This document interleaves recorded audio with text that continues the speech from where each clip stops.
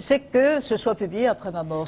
Mais pourquoi? Pardonnez-moi, Christine, il faut dire qu'elle s'inquiétait parce que des proches lui avaient raconté les questions que vous posiez, comment vous y preniez. Elle avait des doutes, d'ailleurs elle exprime ses doutes dans son journal posthume. Elle se demande si elle a bien fait de céder à l'amitié. Je ne vois pas à quel doute vous faites allusion, puisqu'elle dans son journal rapporte posthume, simplement elle se à demande si elle a déjeuner. bien fait de céder à l'amitié. Elle s'interroge, elle ne sait pas quel type de livre vous avez écrit. Enfin, Elle aurait pu demander à avoir quelques éléments. Ah non, pas du tout, parce qu'elle était beaucoup trop journaliste et beaucoup trop acharnée sur la rigueur, sur la liberté de faire, pour demander une chose aussi vulgaire, aussi mesquine. Et donc je crois que c'est une erreur.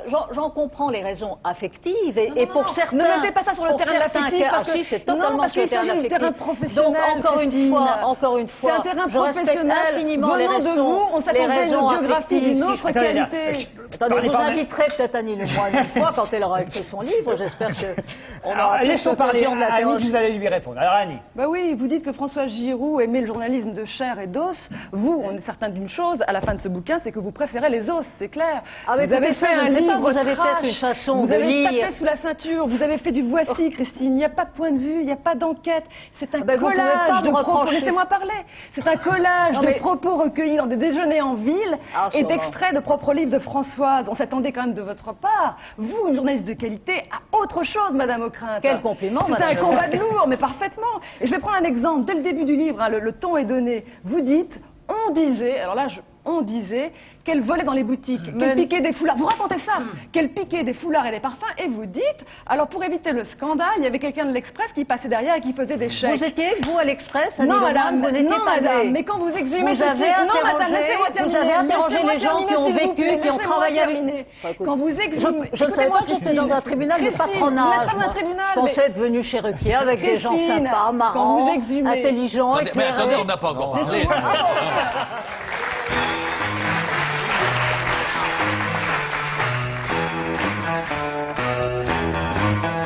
Allez, on s'est chauffé ce jour-là chez Laurent. Hein. C'est vrai, mais il y avait eu un tour de chauffe à Europe 1 la veille, c'est pour ça qu'on était très...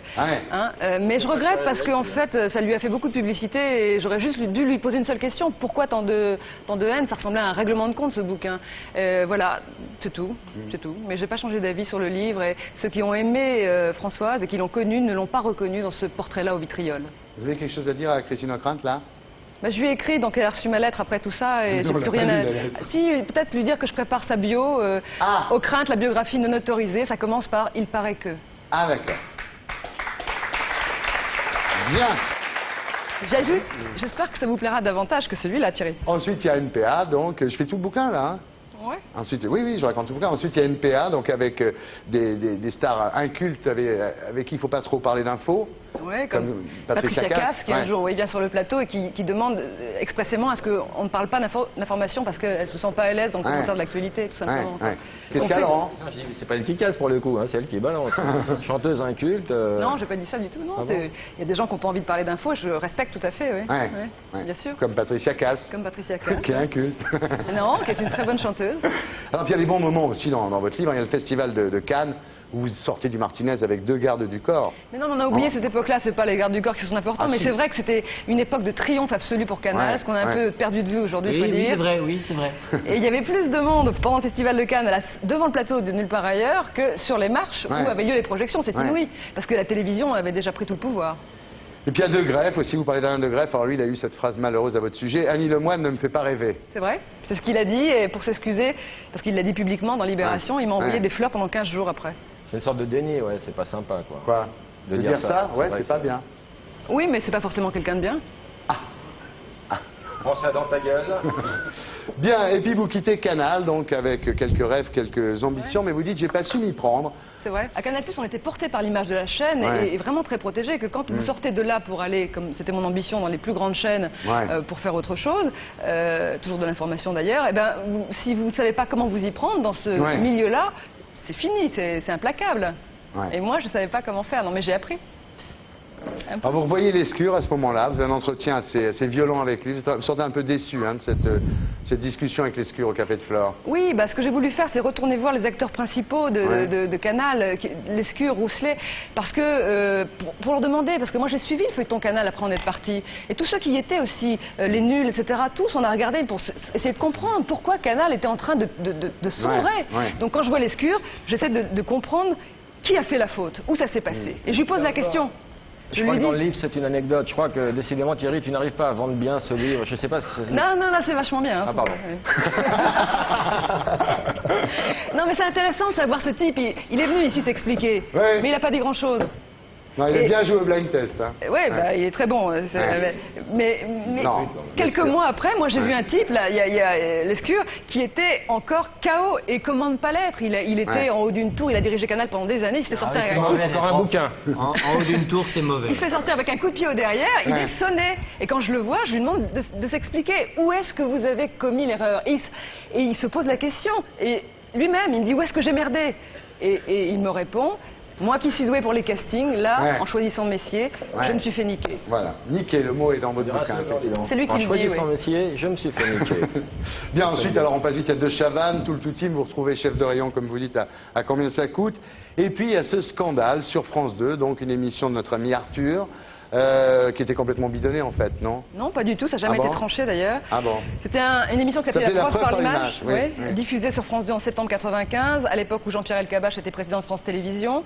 Une rumeur très vite après la diffusion du magazine que je présentais, dont je n'avais pas la responsabilité, mais je le présentais, une rumeur tout de suite a jailli pour dire il y a un reportage qui est bidonné. Ce n'était qu'une rumeur, le reportage était réalisé par Aziz Demouri, ancien journaliste du Nouvel Observateur, à qui j'ai posé la question, les yeux dans les yeux, est-ce que tu as triché? C'était un reportage sur les ventes d'armes en banlieue parisienne. Il m'a dit non, je te jure que non. Voilà, ça n'a jamais été tranché sur le fond, mais c'est une histoire qui m'a coûté cher. Très cher. Alors un jour vous allez en parler chez Michel Denisot, vous apprêtez à balancer sur Elkabbach, et heureusement Marc-Olivier Fogiel, qui à l'époque était l'assistant de Michel Denisot, vous donne un bon conseil, ferme ta gueule. Eh bien oui, dans sa bouche, c'était sincère, je pense. Il pensait que la télévision, c'était bien de faire comme ça. Et je pense que lui, ce principe-là, adapté à son cas, lui a parfaitement réussi. Pour moi, non, parce que ce jour-là, je me suis perdue de vue. Et ne pas avoir été sincère sur le plateau de Denisot ce jour-là, ça m'a coûté cher. Je me suis perdue de vue. C'est bien que vous disiez ça. Parce que je pense qu'il faut toujours dire ce qu'on a envie de dire au moment où on a envie de le dire. Je comprends rien. Ça balance grave quand même à la télé, entre non, au cinéma, vous adorez tous, c'est marrant d'ailleurs. Le cinéma, c'est génial. Non mais c'est vrai, c'est extraordinaire. Et les écrivains, ils sont tous frères.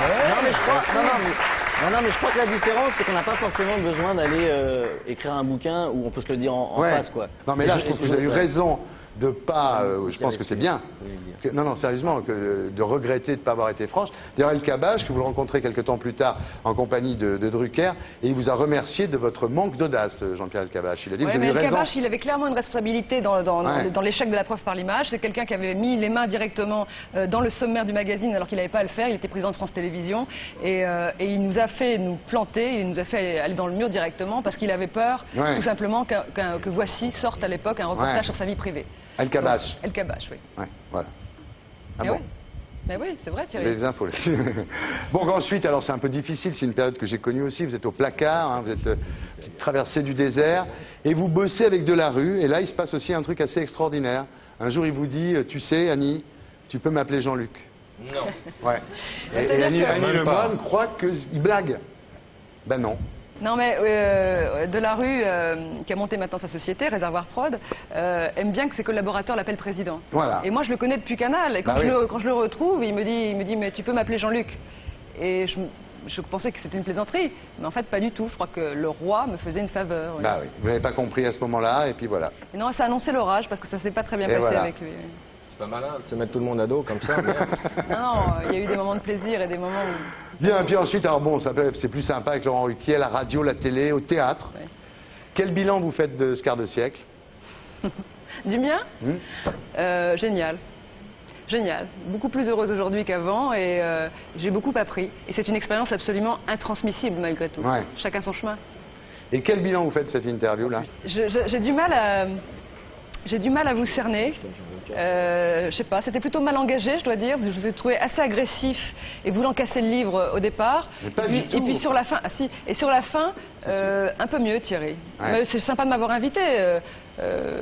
C'est déjà bien. Je suis contente d'avoir vu l'émission de l'intérieur. Ben voilà. Qu'est-ce que vous pensez de ce verre? Bah, c'est pistache, et pour le teint, c'est pas formidable. Ouais. Quoi. Tu vois, même les invités se plaignent. Hein. Ça fait une... Annie Lemoine en clair comme à la télé, mesdames, messieurs.